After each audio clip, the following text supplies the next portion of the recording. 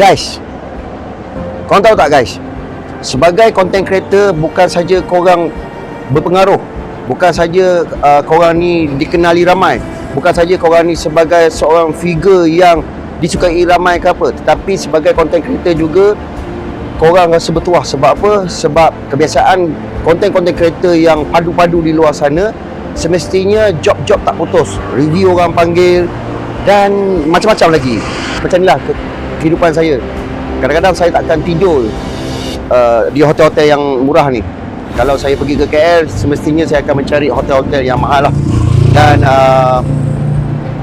kehidupan sentiasa standard lah. Jadi abang memang full time lah jadi content creator ni? Buat masa sekarang ni saya full time lah. Inilah kerja saya full time. Buat YouTube, Facebook, TikTok dan sebagainya. Apa-apa yang bersangkut paut dengan media sosial. Habis tu abang pakai kereta apa sekarang ni? Oh, kereta?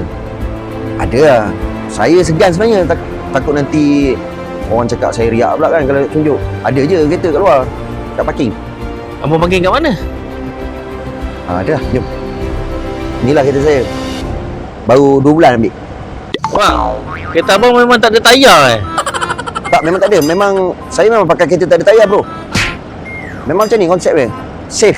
Kalau kita pakai tayar, jadi banyak pula kita nak keluar belanja. So tak perlu kita nak pam angin, masalah pancit ke apa.